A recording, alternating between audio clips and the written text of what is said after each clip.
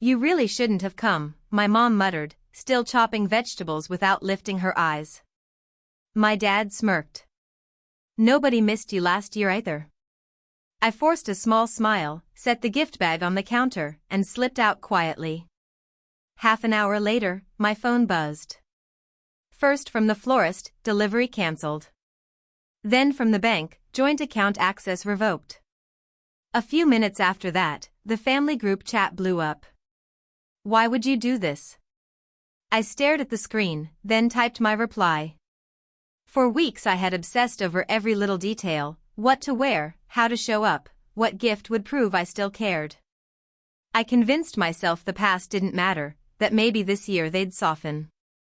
Maybe if I tried again, they'd see I still wanted to belong. But I was wrong. I arrived an hour early, parked down the block like a stranger instead of their daughter, and sat rehearsing greetings in the car. It was their 31st anniversary. Smaller than the grand party last year, but still a crowd of family, neighbors, church friends. Everyone but me, last year. Not forgotten, deliberately excluded. When I confronted my mom months later, she admitted it had been intentional. We just wanted peace, she'd said. That truth stuck like a splinter. I skipped Thanksgiving, skipped Christmas. No one reached out. So when this year's invite came, not directly but through a forwarded email, I hesitated. And still, I went. I spent nearly $1,000 on a carefully chosen gift, personal, thoughtful. Not to buy affection, but to prove they still mattered, even if I wasn't sure I mattered to them. The moment I walked into the kitchen, my mother's voice cut me down. My father laughed. No thank you, no glance, no acknowledgement when I set the gift down and murmured, "Happy anniversary." So I walked out. Guests were trickling in, glasses in hand, asking why I was leaving. Some stared, some whispered. My uncle gave me a confused look but didn't intervene. My parents never moved. Never explained. Never followed. I sat in my car afterward, gripping the steering wheel, realizing how much of myself I had wasted trying to earn scraps of care. Then I pulled out my phone and started cutting cords. The flowers? Cancelled. The joint bank account they'd been quietly draining for almost 2 years is gone. $3,000 a month. Bills, groceries, subscriptions, even my sister's rent in another city. They never once said thank you. Minutes later, the confirmations rolled in, cancellation complete, access revoked. And then came the frantic messages. Why would you do this? You embarrassed your parents in front of everyone. What kind of daughter does that on their anniversary? I laughed. Then I typed one line. You said you were better off without me. Now you get to prove it. I turned off my phone, drove away, and, for the first time in years, didn't feel guilty about putting myself first. By the time I reached home, my phone was vibrating non-stop, missed calls, voicemails, desperate texts. I ignored them all. For once, the silence was mine. But at 8:13 p.m., Katie texted. What happened? Then another, my rent payment just failed. I thought Dad handled it. And there it was, the unraveling. She didn't know the truth. She never knew it was me. A year and a half ago, when Mom told her she was on her own, I stepped in. Paid the landlord. Linked her rent to the joint account. And let her believe they were the ones helping. Now the lie had collapsed in a single night. She showed up the next morning, exhausted and pale. I told her everything, the payments, the cover-ups, the lies our parents let her believe. She sat in silence, realizing every thank you she sent to Mom was misplaced. I promised her I'd still help, directly, not through them. But as for being the good daughter they paraded when convenient, that part of me was gone. And when I finally faced them again, when they tried to smooth things over with practiced lines and hollow excuses, I realized something. They weren't sorry. They never would be.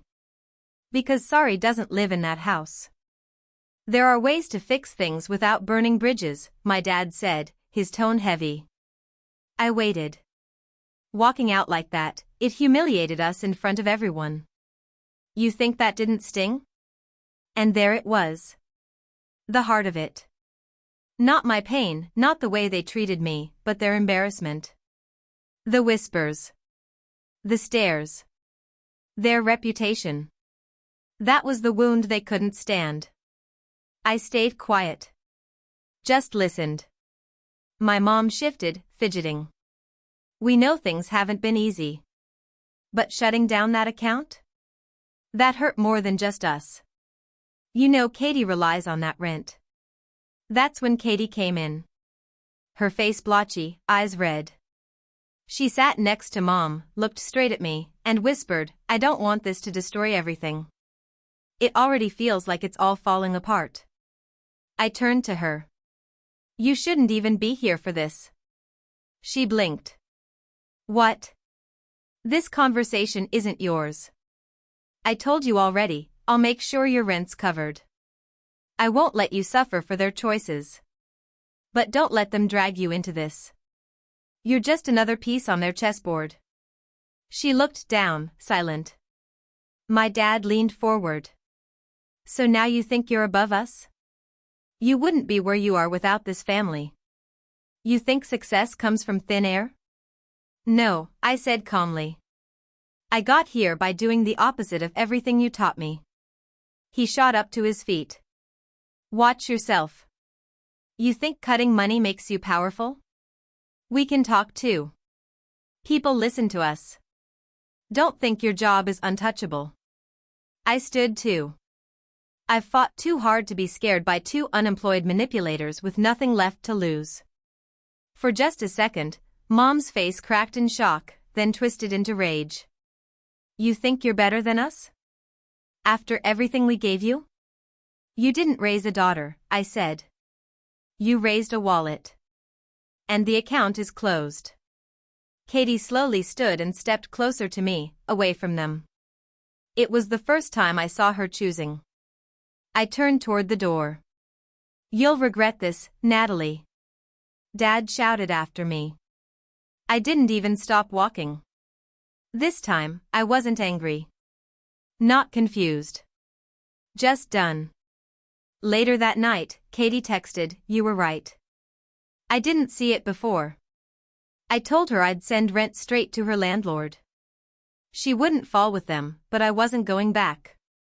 That same evening, my uncle left me a voicemail, said I was cruel, heartless, destroying my parents. I blocked him. I knew the pattern. When guilt stopped working, the manipulation would escalate. I expected silence for a while. But less than a day later, an envelope arrived. No return address, just my name written in careful cursive. Inside, a typed 2-page letter. My dad's voice poured off the page, cold, calculated. They were considering legal action to recover what they called family contributions. He listed things I had paid for Katie's rent, groceries, even his dental work, as debts I supposedly owed back. He ended with, You made your choice. Now we've made ours. I stared at it. Not even angry, just stunned by how far they'd twist the truth. Turning my support into accusations of financial abuse. I scanned it, sent it to a lawyer friend. He called 5 minutes later. This is ridiculous. But it's deliberate. They want to rattle you. Don't take the bait. That night, Katie texted again, They're telling everyone you stole from them. That you emptied their retirement fund. I laughed, not because it was funny, but because it was absurd. They never had a retirement fund. Every dollar came from me. But it didn't matter, they were already rewriting the story. Then came the twist. Katie showed up again, this time with our cousin Evan. He wasn't close family, but he was one of the few who stayed out of the drama. He held a folder and said, You need to see this. Inside were screenshots, notes, recordings. At the party, after I left, Mom had gone around feeding different lies to different guests. To one, she said I refused to help anymore. To another, she painted me as controlling with money. Evan had pieced it together, quietly collecting proof. Enough to show who was really lying. I didn't know what I'd do with it yet, but holding that folder felt like finally having armor. The next day, Dad tried calling. I declined.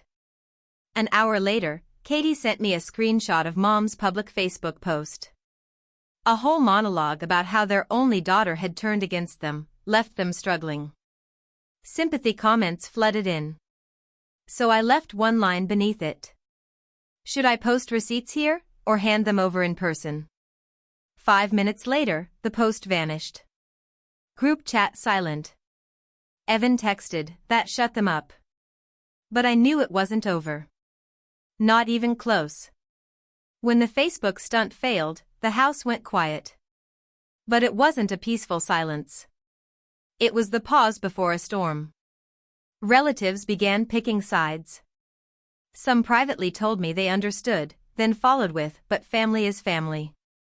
I knew what they meant, go back. Stay quiet. Let them win.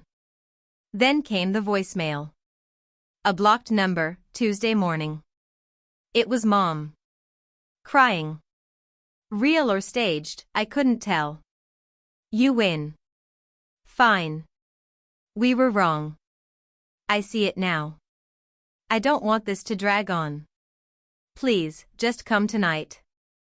No fighting. No blame. We just want our family back. The first time in my life she'd ever said we were wrong. Part of me wanted to believe it. Needed to. I called Katie. She wasn't convinced either. If you go, I'll go too. So we went. Same house, same heavy air. This time, no guests. Just them waiting. Mom stood as we entered. Dad stayed seated, arms folded, jaw locked. We're tired of the hate, Mom said. We want to move forward. You sure that's not just because the money's gone? I asked. She flinched. That's not fair. Then Dad leaned forward. What if we made you co-owner of the house? Legally.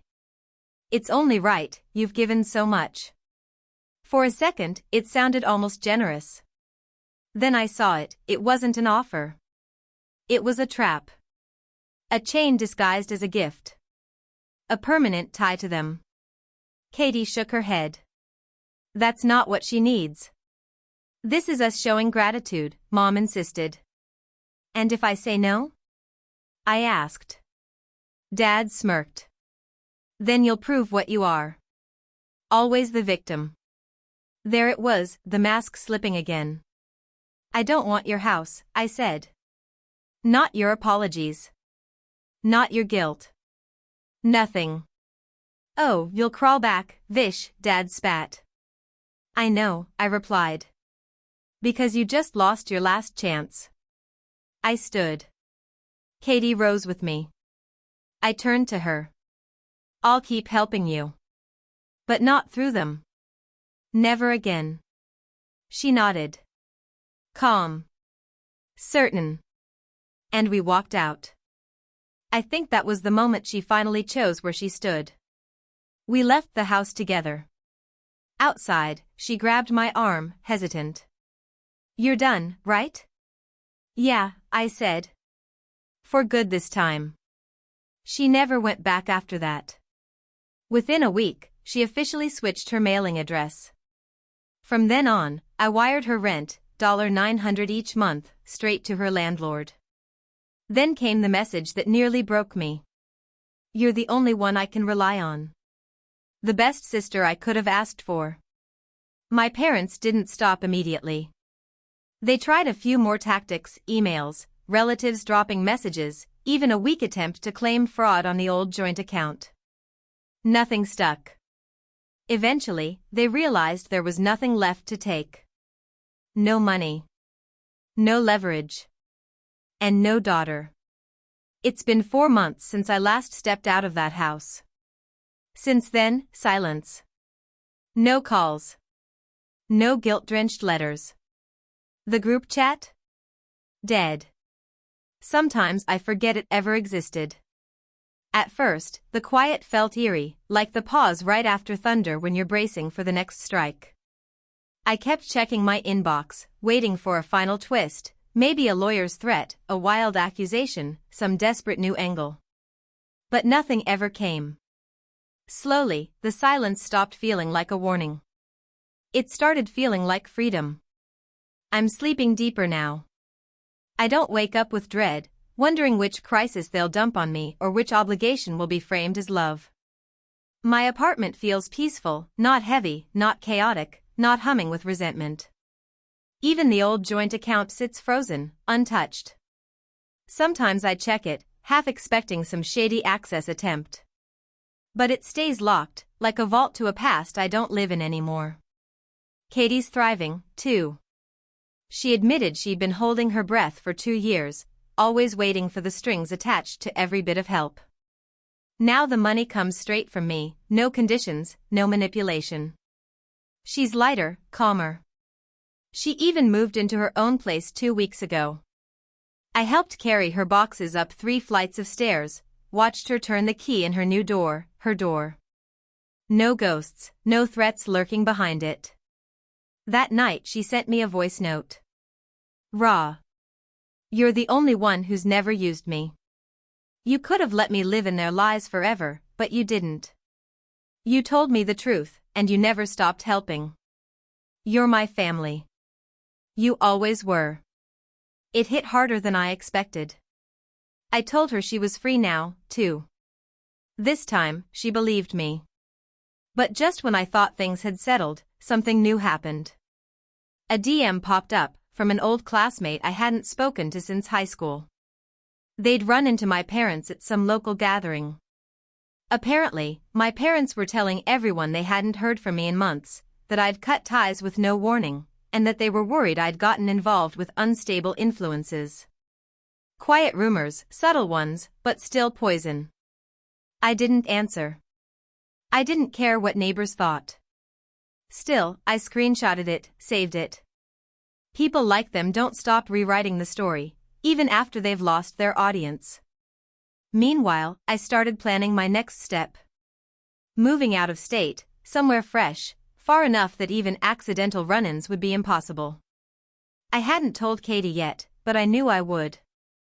Because letting go isn't just about closing the door, it's about walking far enough that you can't even hear the knocking anymore. Then came another message. This time from an old neighbor who still lived near them. She said she saw my parents at a diner, laughing with friends, talking casually about how heartbroken they were since I'd cut ties. They just want peace, she told me. Then she asked, "Is there anything I can do to help fix your family?" That was when I realized how carefully my parents were planting their seeds. They were spinning a whole narrative, them as the devastated, abandoned victims, me as the cold, calculating daughter who turned her back out of spite. I didn't reply. No point. People believe what they want, it's easier than facing the truth. But I screenshotted that, too, and added it to the folder Evan gave me. Not because I plan to use it, but because when guilt tries to creep in, I need reminders. They didn't just hurt me once. They built a system on my silence. And I shattered it. Katie saw the truth firsthand. She saw how they twisted stories, lied, manipulated, and cried when it backfired. We talk more now, real conversations, not filtered through what mom might think or what dad could weaponize later. She's free. And so am I. The other day, she told me. I used to think you were the difficult one. Because that's what they always said. But now I think, you were just the only one brave enough to say the truth out loud. I didn't answer right away. Because for so long, I believed the same lie. But now? I believe her. A week later, I dug through some old boxes in my closet. Photos. Letters. Trinkets. Even a birthday card from Dad. Inside, "You're stubborn, but you'll thank us one day." No, I love you. No warmth. Just control dressed as care. I threw it away. That night, I lit a candle, sat on the floor surrounded by old fragments of a childhood I once thought was love. I cried, not because I missed them, but because I was grieving what I never truly had. Parents who loved me for me. A family that showed up without conditions. A home that felt safe. I didn't grow up unloved. I grew up conditionally loved. That's harder to see, because it looks like obligation. Like guilt disguised as tradition. Like we did our best used as armor against accountability. The next morning, I called my lawyer friend. Asked him to check if they could drag me into anything legal down the line. He said, they can try, but you've documented everything. And more importantly, you cut ties cleanly. Don't let paranoia steal your peace. That was when it clicked. I'm not scared of them anymore. I'm prepared. And there's a difference. I even changed my emergency contact. It had always defaulted to Mom. Out of habit. Now it's Katie. She cried when I told her. You trust me that much? Of course. You're my family now. Not because of blood. But because she chose me. Sometimes I wonder what my parents tell people now. Maybe that I left for no reason. Maybe that it was mutual. Maybe they rewrote it all over again. I don't care. That's the thing about healing, eventually, their narrative stops mattering. Because your life no longer needs defending. Last week, I moved into my new apartment. Out of state. Smaller, but mine. The windows face the sunrise, and the coffee shop on the corner already knows my name. The silence here doesn't scare me anymore. It feels like peace. I sent Katie a photo of the view. She replied instantly, you look happy. And I told her the truth. I am. The last box I unpacked held my old journals. Pages filled with lines like, maybe if I just, what if I'm the problem? I almost didn't read them, but I forced myself to. Not to relive it, but to remember how far I've come. That girl believed survival was love. That endurance meant loyalty. That bare minimum decency had to be earned. She wasn't weak. She was brave in the only way she knew. But she doesn't live here anymore. Before I threw the journal away, I wrote one final entry. You were never too much. Never ungrateful. Never the problem. You were just the first to stop pretending. And now, you're the first to be free.